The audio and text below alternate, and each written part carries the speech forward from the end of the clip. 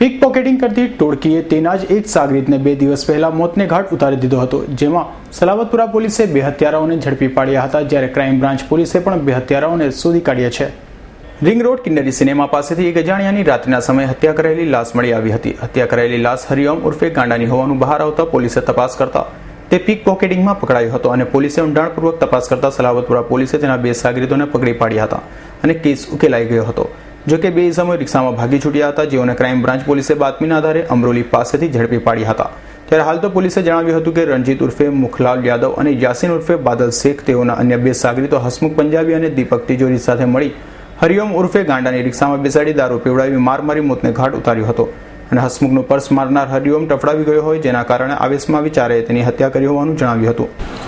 Salabatpura police station વિસ્તારના કિન્નરી સિનેમાની સામે એક એસએમસીની બ્રિજ નીચે અવાવરૂ ઓરડી આવેલી છે. એ ઓરડીમાં તારીખ 2ના રોજ 10 વાગ્યાની આસપાસ 4 જણા ઈસમોએ એક હરિઓમ ગાંડા નામના ગળદુલા ટાઈપ ઈસમનો પથ્થર મારી લાકડીના ફટકા મારીને મોત નિપજાવેલું હતું. તેની ફરિયાદ દાખલ કરવામાં આવેલી છે અને આ અનુસંધાને દીપક તિવારી, મોહમ્મદ શેખ, હસમુખ પંજાબી અને રણજીત યાદવ નામના ઈસમોની ધરપકડ કરેલી છે.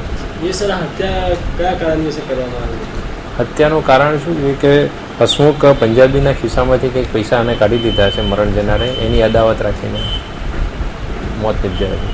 સર, આરોપીઓ આગળ કોઈ ગુનામાં સંકળાયેલો? એક હસમુખ પંજાબી અગાઉ મર્ડરમાં પકડાયેલો હતો જાણ મળી. હાલ તો પીક પોકેટિંગ કરનાર સાથીની હત્યા કરનાર 4 હત્યારાઓને સલાબતપુરા અને ક્રાઇમ બ્રાન્ચ પોલીસે ઝડપી પાડી તેઓ વિરુદ્ધ કાયદેસરની કાર્યવાહી હાથ ધરી છે. Bureau report S9 news, Surat.